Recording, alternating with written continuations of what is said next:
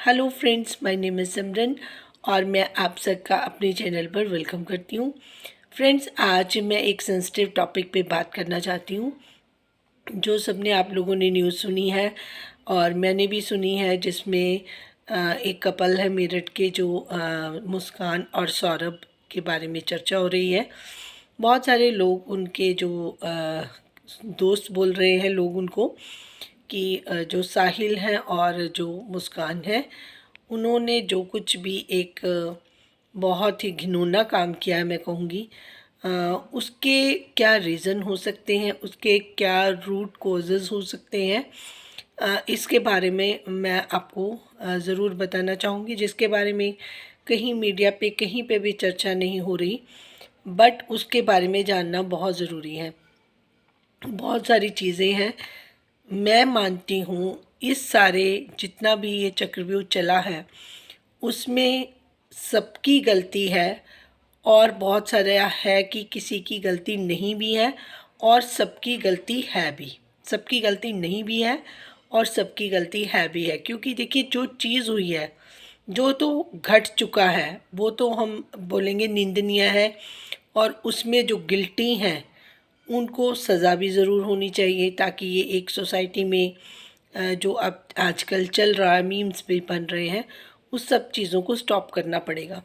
जैसे सबसे पहली बात, सौरभ के जो पेरेंट्स हैं, जिन्होंने सौरभ को सपोर्ट करना बंद कर दिया, जिनको फाइनेंशियल प्रॉब्लम आने लगी, जिनको अपना घर चलाना मुश्किल हो गया, और फिर उन्होंने डिसाइड किया कि वो अपनी वाइफ को छोड़कर किसी और कंट्री में जाकर पैसा कमाएंगे। बहुत सारे लोग कमाते भी हैं, बट जो पीरियड है 2 इयर्स का, वो उनकी वाइफ को यहाँ पर अकेले काटना था। अब वो पहले वाला टाइम तो रहा नहीं है कि हस्बैंड बाहर काम करने जाते हैं, या कईयों के तो सोल्जर होते हैं तो वो कई महीने कई साल तक वापस नहीं घर आ पाते, या इकट्ठा 4-4 5-5 साल के बाद भी वापस आते थे। तो लोग बहुत संयम से टाइम अपना निकाल लेते थे। लेकिन जो मुस्कान है उनको शायद रिस्ट्रिक्टेड ज़्यादा रखा गया था शादी से पहले। जैसे कि उनकी मदर के जो इंटरव्यूज़ आ रहे हैं, उनकी बातचीत से पता चल रहा है कि वो कंट्रोल्ड वुमन है। उन्होंने मुस्कान को उतनी फ्रीडम नहीं दी जितनी उनको लगा कि अब मैं आफ्टर मैरिज, मेरे पेरेंट्स का राइट मुझ पर उतना नहीं है, और जो हस्बैंड है वो बहुत ओवर प्रोटेक्टिव है, ओवर वो उनको केयर कर रहा है, ओवर केयरिंग है। तो उसका उन्होंने पूरा पूरा फ़ायदा उठाया। और जो कुछ भी सुनने में आया कि जो उनके फर्स्ट टाइम पीरियड था शादी का, जिसमें उनकी आपस में काफ़ी बनती थी। एक कहावत लोग कहते हैं कि अगर हस्बैंड वाइफ की आपस में बनने लग जाए तो पूरी फैमिली की उनके साथ नहीं बनती। यहाँ पर ये कहावत भी मैं मानूंगी सही है, क्योंकि जब लड़का बहुत ज़्यादा केयरिंग हो अपनी वाइफ के साथ, तो ऑब्वियसली सी बात है उनके परिवार को ये चीज़ भी ठीक नहीं लगती, क्योंकि ओवर जो चीज़ होती है, चाहे किसी में भी हो, वो अच्छा बिल्कुल भी नहीं होता किसी के लिए भी। ओवर ईटिंग भी बोल लो, ओवर थिंकिंग बोल लो, तो ओवर रिलेशनशिप में केयरिंग जब इंसान ज़्यादा हो जाता है तो एक तो उसकी कदर खुद की कम हो जाती है, बाकी वो दूसरे रिश्तों को भी चुभने लग जाता है, जिस वजह से इनको अपने घर से अलग होना पड़ा। मुस्कान को भी रेंट के एक कमरे में उसने रखा। फिर अपना घर चलाने के लिए उसको बहुत सारे एफ़र्ट्स करने पड़े, घर छोड़कर भी जाना पड़ा। और जैसे उनकी रिस्पॉन्सिबिलिटी बढ़ी है, बेटी हुई है, तो उन्होंने अपना काम करने के लिए बाहर वो गए हैं, जो उनके हस्बैंड थे।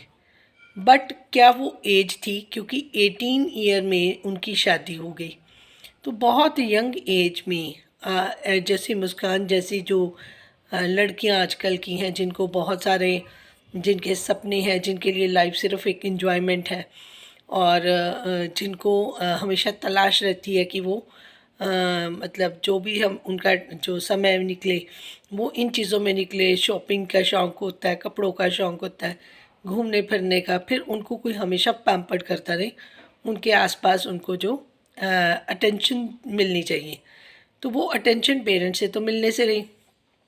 2 इयर्स का टाइम इतना ज़्यादा है, 2 मंथ का टाइम भी निकालना मुश्किल होता है ऐसे लोगों के लिए, लेकिन लगातार 2 ईयर अगर वहाँ से पैसा आता रहेगा तो यहाँ पर अगर स्पेंड करना है तो वो दोस्तों के साथ ही किया जा सकता है। फिर उसमें दोस्त कैसे हैं, इस चीज़ का बहुत बड़ा रोल रहा। तो मुझे लगता है कि अगर साहिल के पेरेंट्स साहिल को अपने घर से, जैसे उन्होंने कहा कि उन्होंने घर से निकाल दिया, प्रॉपर्टी से निकाल दिया क्योंकि इनकी अपनी पसंद की शादी थी या वो मुस्कान वहाँ पर एडजस्ट नहीं कर पाई, तो वो भी जो भी रीज़न से उनको घर से निकाल दिया। फिर उनका जो वो स्टैंड नहीं कर रहे थे कहीं पर, अपना फाइनेंशियल स्टेटस उनका इतना अच्छा नहीं था, काफ़ी दिक्कतें थी, मजबूरी में उनको छोड़ के जाना पड़ा। और वो जो गैप था, उस कमी को एक तीसरा पर्सन ने आकर पूरा करना शुरू कर दिया, जो उनको अटेंशन चाहिए थी क्योंकि पैसा वहाँ से आ रहा था, इंजॉय करना था लाइफ को। वो 2 साल ये नहीं कर सकती थी कि जब वो आए तब वो इंजॉय करें। तो वो पेशेंस वाली लड़की तो बिल्कुल नहीं थी क्योंकि पहले ही बहुत रिस्ट्रिक्टेड में पली थी। तो वो सारा जो रुका हुआ था उनका अंदर, जैसे उसके पेरेंट ने बताया कि हमने उनको मोबाइल तक नहीं दिया हुआ था, तो फिर वो गैजेट उनको चाहिए थे आफ्टर मैरिज। हस्बैंड जो इतना केयरिंग है वो कहाँ से भी लेके आए, तो उसने उसको बड़ा नेचर को स्पॉइल कर दिया था। आप जब आप इतनी किसी को फ्रीडम दे रहे हो, चीज़ों को, अपने पेरेंट्स को इग्नोर कर रहे हो, सारी चीज़ें कर रहे हो, और सामने वाला उस चीज़ को एडवांटेज उस चीज़ की ले के भी आपको डिच करा, और आपको पता है इस चीज़ का। पहली बात तो इनको वो 2 इयर्स के लिए जो गैप करके वो गए, वो मैं मानती हूँ कि उनके हस्बैंड की गलती थी, क्योंकि उनको पता था इतनी यंग एज की लड़की के लिए चीज़ें बहुत इजी नहीं है कि 2 इयर्स वो बिना उसके रह सके, अपने लाइफस्टाइल को वैसे ही रख ले, रूम में रह ले, अपने घर को संभाल ले, तो घूमे फिरे नहीं या जो भी उनके शौक़ रहे उनको ना करें, तो ये उनके लिए पॉसिबल नहीं था। तो वहाँ से फिर उनको पैसा इतना नहीं भेजना चाहिए था। पैसा इकट्ठा करते, जब आते साथ लेके आते, तब चीज़ों को वो करते, क्योंकि वहाँ पर डिमांडिंग भी वो रहीं, जितना पैसा चाहिए होता उनको भेजते भी रहे हैं। सारी चीज़ें उन्होंने की, उनकी सारी ख्वाहिशें पूरी करने की कोशिश की। बट जब ये चीज़ें हुई हैं तब वो लड़की पूरी तरीके से एडिक्शन में आ चुकी थी। जो इंसान एडिक्टेड हो जाता है ना, वो इंसान अपने कंट्रोल में नहीं रहता, आउट ऑफ माइंड हो जाता है। तो जिसका इस्तेमाल वो जो उनका जो साथी था उसने भरपूर किया, उसको मिसगाइड किया। उसके आने से पहले ये प्रिपरेशन हो चुकी थी कि आकर वो हमें हमारी आज़ादी ख़त्म हो जाएगी, हम मिल नहीं सकेंगे, या हम ये जो ड्रग्स का इस्तेमाल करते थे वो नहीं कर पाएंगे। तो इन सारी चीज़ों से वो पहले से ही आगाह थे कि हस्बैंड आएगा तो वो इतनी छूट नहीं देगा। जैसे वो पहले वहाँ से पैसा भेज रहा था तो यहाँ पे रिक्वायरमेंट पूरी हो रही थी, क्योंकि जब चीज़ें ऐसी लेनी है तो उसके लिए पैसा भी इन लोगों को देना पड़ता। तो अगर ये कोई काम नहीं कर रहे हैं, घर में बैठकर सिर्फ पैसों का इस्तेमाल, मैंने सुना कि उनको खाना बनाने की भी आदत नहीं थी। अब मैं आती हूँ उनके पेरेंट्स की तरफ से। अगर आपको पता है कि आपके दामाद नहीं हैं, तो आपकी कोई ड्यूटी नहीं है कि आप अपनी वॉच करें अपनी बेटी को, या उसका ध्यान रखें, या उसको अपने साथ रखें। तो वो अपनी रिस्पॉन्सिबिलिटी से उन्होंने बिल्कुल पीछा छुड़ा दिया, क्योंकि वो उनके कहने से नहीं मान रही थी, बातें उनके कहने से बाहर थी। जब वो कहने से बाहर थी, आपकी बात नहीं मान रही थी, तो ऑब्वियसली सी बात है कि आपको अपने दामाद को भी वापस बुलाना चाहिए था, चाहे कैसे करके भी बुलाना चाहिए था कि आपके घर के इस तरीके के हालात बिगड़ रहे हैं, आपको वापस आना चाहिए। एटलीस्ट अगर आप घर के पास रह रहे हो, आपको चीज़ों का पता भी होगा, तो आपको ऑन टाइम आपको इन्फॉर्म करना चाहिए था, ना कि जब सारी चीज़ें बहुत ज़्यादा ख़राब हालात में पहुंच जाती हैं उसके बाद आप उनको इन्फॉर्म करें। फिर आ जाती हूँ उनके जो लड़के के पेरेंट्स हैं, उनके अंदर अपने बेटे के प्रति बिल्कुल भी कोई फीलिंग नहीं रही थी, क्योंकि उन्होंने देखा था जब से शादी हुई थी वो अब अपनी वाइफ को खुश करने में लगा रहता था। इनके साथ उनका जो मिलना जुलना इतना नहीं हो पाता था, तो उनकी बहन और उनकी जो मदर है उनका बहुत कोई अफसोस भी नहीं था। उनको था कि अगर ये हमारा था ही नहीं, तो अगर दुनिया में भी नहीं रहा तो उनको कोई फ़र्क नहीं पड़ा। मतलब आजकल के टाइम पर रिश्तों का ये महत्व बन गया, क्योंकि देखिए जो न्यू जनरेशन आ रही है उसके लिए फीलिंग्स ये चीज़ें कोई मायने नहीं रखती। एक बहुत बड़ी बात है एक औरत का इतना जिगरा हो जाए कि वो अपने ही हस्बैंड को इस तरीके से काट कर ड्रम में फेंक दे या इस तरीके की चीज़ें करके उसके बाद अपने साथी के साथ पार्टीज़ करने चल जाए। ऐसा तो लड़कों में भी नहीं जिगरा है, क्योंकि देखिए आप इतना टाइम किसी के साथ 6 साल शादी में रहे, आपकी बेटी है, फिर भी चाहे आप कितने भी एडिक्टेड हों, लेकिन ये प्लान करना उनके आने से पहले, फिर उसको उसी प्लानिंग के अकॉर्डिंगली चलते रहना, करते रहना, ये कोई छोटी बात नहीं है। एक बहुत बड़ा डिसऑर्डर है जो इनके पेरेंट्स को इस चीज़ को पता था कि हमारा जो बच्चा है उसमें कमियां हैं, तो उनको कभी ये सलाह देनी नहीं चाहिए थी कि इनको अकेले यहाँ पर छोड़कर जाना है। क्योंकि उनके पड़ोसियों ने भी बोला कि पहले पहले साल में ये ठीक थी, उसके बाद जब इनका ये साथी आना शुरू हुआ तो उन्होंने उनको गलत रास्ते पर लगा दिया, इन द सेंस वो एडिक्शन कर दिया। और उनकी सोचने समझने की, देखिए तीसरा इंसान ही हमेशा घर में जो प्रॉब्लम क्रिएट करता है, चाहे उनका कोई बाहर का फ्रेंड था या कोई भी था। तो अगर इन लॉज अपने साथ रखते दोनों को, तो चाहे किस तरीके से उनको कोई हिस्सा देते या कुछ करते, ताकि उनके घर में इतनी फाइनेंशियल दिक्कत ना होती कि घर का किराया भी देना, घर भी रेंट पे है, बच्चा हो गया, उसकी स्कूलिंग की भी है, तो उनके ऊपर भी ज़िंदगी को आगे चलाने के लिए एक बड़ा प्रेशर था, क्योंकि फैमिली सपोर्ट नहीं थी। तो यहाँ पर गलती मैं उनके लड़के की पेरेंट्स की बोलती हूँ। अगर वो उनको एक घर ही लेके दे देते तो उतना प्रेशर शायद ना होता, तो वो इंसान पैसे के लिए बाहर नहीं जाता, क्योंकि उसको घर बनाना था। तो घर के लिए वो बंदा बाहर गया, पीछे से उसकी वाइफ ने ये चीज़ें की, प्लानिंग हुई और उनका बेटा उनकी ज़िंदगी से चला गया, जिसका मुझे उनको अफसोस भी नहीं दिखाई देता। तो ये है सबसे बड़ी प्रॉब्लम इस किस्से की, जिसके बारे में कोई बात नहीं कर रहा। फिर उतना ही मुझे उनके पेरेंट्स पे आ रहा है, जो आज अपनी बहुत सारी चीज़ों के लिए बोल रहे हैं, लेकिन अपनी गलती उनकी ये है कि उन्होंने अपनी बेटी के जितनी भी गलत कारनामों पर पर्दा डाला। ऑन टाइम अगर वो ये सारी चीज़ें इन्फॉर्म कर देते अपने दामाद को, तो मे बी वो जल्दी वापस आ जाता, या इतना टाइम 2 साल ना रहता, जल्दी वापस आकर अपने घर को संभाल लेता, कम खा लेते, कम चीज़ों में गुजारा कर लेते। लेकिन ये जो हुआ वो शायद ना होता, क्योंकि तीसरे इंसान की एंट्री, ये तो कह नहीं सकते कि आपके बिल्कुल गली में ही उसका घर था, कौन आ रहा है जा रहा है उसके पास आपको भनक नहीं है, अड़ोसियों पड़ोसियों को लग रही होगी, आपको नहीं लग रही है। घर में आपके और भी फैमिली बच्चे हैं आपके, वो भी आते जाते होंगे, देखते होंगे, लेकिन वो मान नहीं रही है, तो आपको इन्फॉर्म करना बनता था, क्योंकि पैसा तो वही भेज रहे थे और ये चीज़ें तब चल रही थी जब पैसा आ रहा था। अगर पैसा नहीं होता तो तीसरा बंदा भी आकर यहाँ पर क्या कर लेता।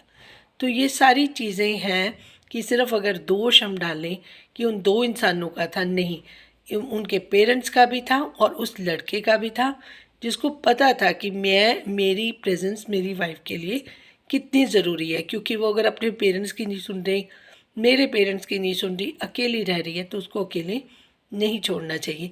तो इससे ये लेसन मिलता है कि रिश्तों पे भरोसा नहीं किया जा सकता आजकल के टाइम पर, ना लड़की पे ना लड़के पे। यहाँ पर जेंडर की बात ही नहीं हो रही है, बहुत सारे हादसे हो रहे हैं। उन हादसों को रोकने के लिए सोसाइटी में हम सब लोगों को अपने घर से शुरुआत करनी है, अपने बच्चों को एक अच्छी कहते हैं ना परवरिश देनी है, एक अच्छे संस्कार देने हैं। क्योंकि जैसे ही बच्चे हमारे बाहर दुनिया में निकलते हैं, कॉलेज में, स्कूल में काम करने के लिए, तो बाहर के लोगों का प्रभाव उनके ऊपर पड़ना शुरू हो जाता है।